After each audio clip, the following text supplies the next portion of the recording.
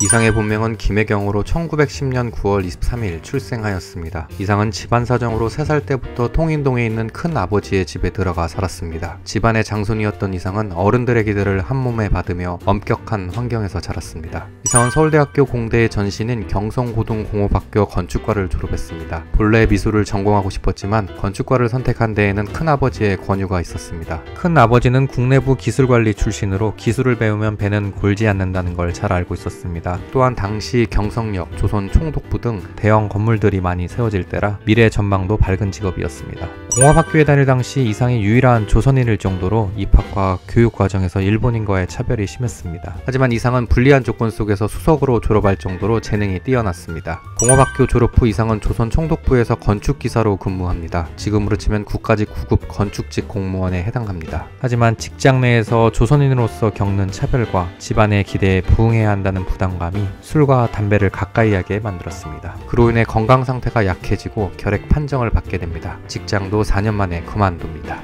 이상은 건축으로 진로를 튼 후에도 그림에 대한 열정을 놓지 않았습니다. 1929년 건축 잡지 조선과 건축 표지 공모에서 1위와 3위에 뽑혀 이상의 그림이 1년간 잡지 표지로 사용되었습니다. 1931년에는 서양화 자화상으로 입선하기도 했습니다. 박태원의 연재소설 소설가 구보시의 일일의 사파 또한 이상의 작품입니다. 이런 미술적 역량은 그의 시에서 시각적 효과로 나타납니다. 이상의 시의 개수를 셀 때 편이 아닌 점을 사용했다는 것도 미술의 영향을 받은 것입니다. 이상은 1930년 장편소설 12월 12일을 월간지 조선에 연재함으로써 문학활동을 시작합니다. 12월 12일은 암울한 분위기의 죽음을 소재를 다루고 있습니다. 다음해인 1931년에는 일문시 이상한 가역 반응을 발표합니다. 이상은 첫 시부터 문법 파괴와 낯선 전문용어 사용으로 난해함을 보여줍니다. 그의 대표작 중 하나를 뽑자면 단연 오감도를 뽑을 수 있습니다. 오감도는 1934년 조선중앙일보에 연재되었던 연작시입니다. 지금 봐도 논란이 많은 시인데 당시 독자들이 받았던 충격은 엄청났을 겁니다. 독자들은 어떤 미친놈의 잠꼬대를 왜 신문에 싣느냐 등의 거센 항의를 했습니다. 이런 파장을 예상하고 안주머니에 사표를 넣고 다니던 학예부장 이태준조차도 오감도 연재를 포기해야 했습니다. 30점으로 예정되어 있던 오감도는 결국 15점에서 연재를 중단합니다. 오감도는 아무렇게나 쓴 시 같지만 사실 이상의 치밀한 계산이 녹아있는 시입니다. 가장 유명한 시제1호를 보면 시구 반복과 13의 종교적 상징성, 세조에서 점 하나를 뺀 까마귀 5 등으로 공포감을 극대화하고 있습니다. 또한 시제 4호를 보면 숫자로 된 삼각형이 대칭을 이루고 있는데 이는 엑스레이로 촬영된 자신의 패를 상징합니다.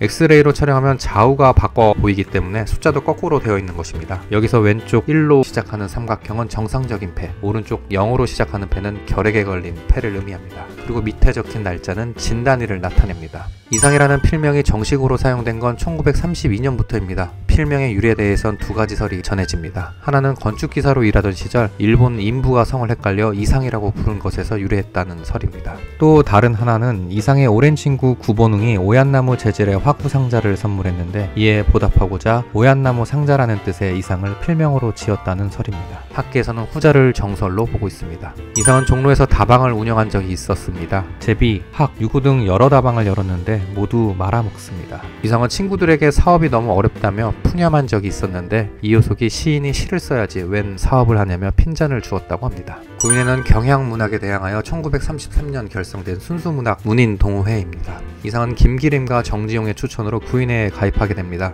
구인회 멤버 중 이상이 가장 가깝게 지낸 문인은 같은 결핵을 앓고 있던 김유정입니다. 김유정의 병이 심해지자 이상은 그에게 동반 자살을 권했는데 김유정이 거절합니다. 하지만 김유정은 병을 이기지 못하고 얼마 못 가 세상을 떠납니다. 금홍은 이상이 구본웅과 황해도 여행을 갔을 때 만난 기생입니다. 이상은 금홍이 17에 출산을 한 과거가 있었음에도 사랑에 빠져 경성으로 데리고 옵니다. 그리고 종로에서 제비라는 다방을 함께 운영하지만 금홍은 이상의 무능력에 실망합니다. 금홍은 밤마다 다른 남자와 외도를 하고 심지어 이상을 때리기도 합니다. 소설 날개와 봉별기는 금홍과의 실화에 바탕을 두고 있습니다. 둘 사이는 금홍이 가출하면서 제비의 폐업과 함께 끝이 납니다.